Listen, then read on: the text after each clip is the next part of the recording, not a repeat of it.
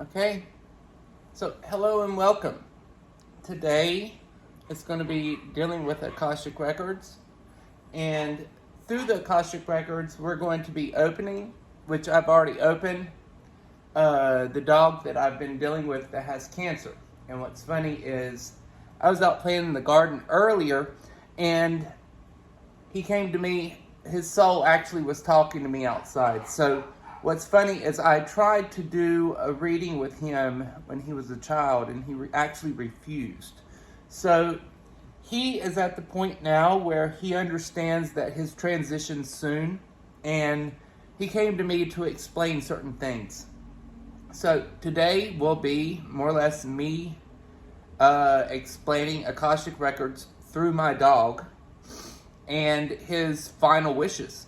That's practically what it is. And Dallas. So what's funny is before him, it was spur of the moment. So he showed me like it wasn't meant to happen the way that it was supposed to happen. And the reason that he landed in my life was because I needed. It wasn't just me, but the whole the whole lifestyle that we was at needed a type of shift, and the shift that we had when he was a puppy, he was difficult to manage, because we ended up having to send him off to boot camp for a couple months to be a certified service dog, because we couldn't get him under control because he was beaten and abused.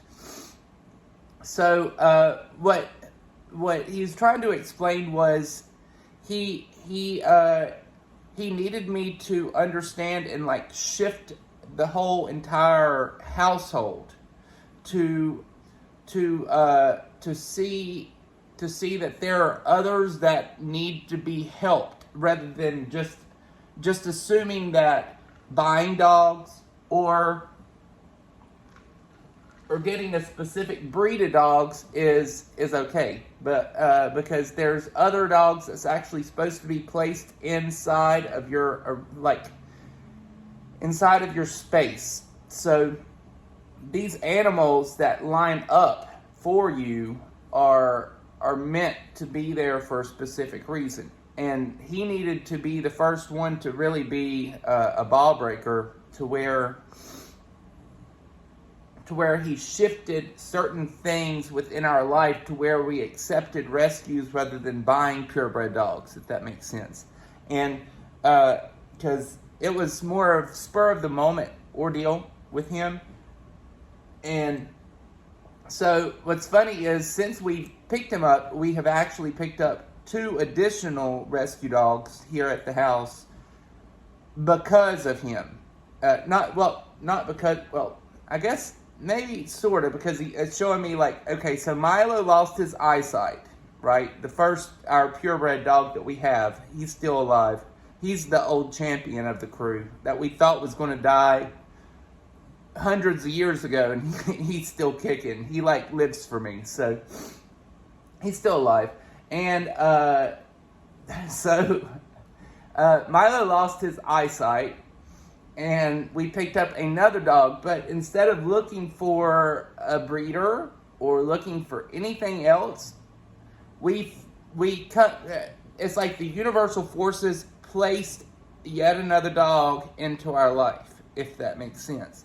And so they're showing like things are starting to line up to where certain things and certain people are placed in our lives for a specific reason.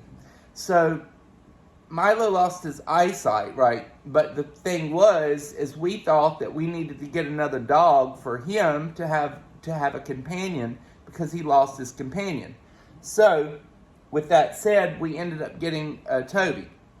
So since he's gotten older and doesn't really play with Toby quite so much, we ended up his brother was in a bad predicament as well. Of all things, his brother, right? So we ended up taking in his brother that was a puppy about a year and a half, 2 years later. So we ended up picking him up because he was getting older and he wasn't wanting to play with Toby. So he's showing me that like certain things in our household was so strict and so rigid that we did not accept certain attributes within certain things or people. So he more or less was like the ball breaker of the group. And he is the most hard-headed motherfucker you will ever meet. He's a sweet dog. He's a good dog. If you can't tell, he's sick. He's dying. And he knows he's dying. I know he's dying, and that's why I think I'm doing this, because it is what it is. So, it's just funny how everything lines up to a specific way. And today, it's funny, I don't look at purebreds the same way, because I see purebreds as sickly or could have immune disorders like Milo. So I look at rescues like the only way, because they need a second chance. He needed a second chance.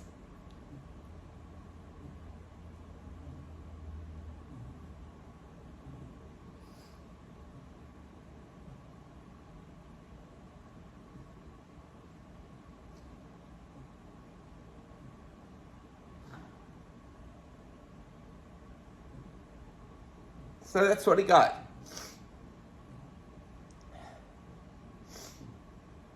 But it's sad. It's really sad.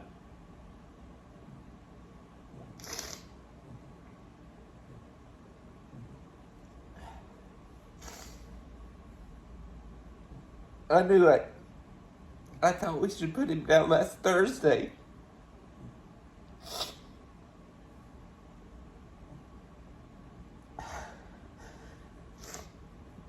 And then we hold off.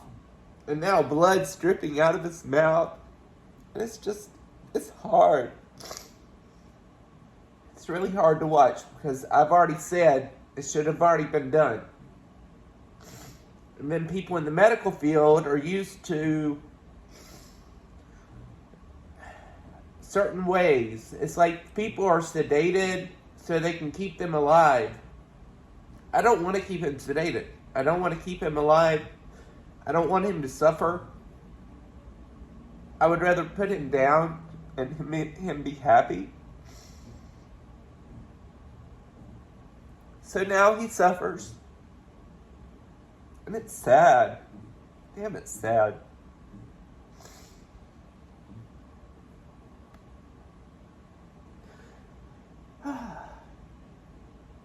But that's part of being able to communicate with animals, because his soul came out to me to tell me that he knows he's about to head out.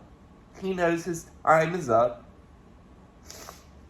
And he wanted to tell me specific traits of why he was placed here, and what his energy was, and why he did it, to be able to shift the environment of the household, because there was so many rules. We had a lot of rules with Milo.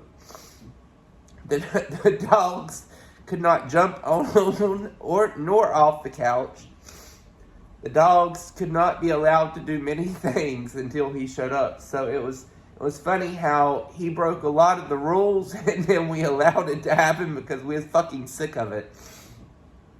And now today, we have a bunch of like ass munchers in the bedroom that's over here wanting to bark any second now, because they know something's up. Toby's been like terrified for days.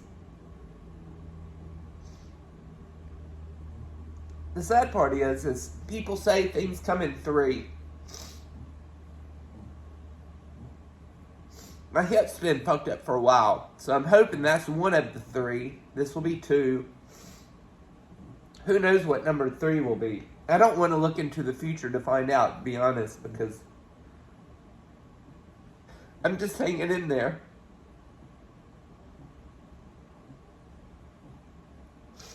Okay. Bye, guys.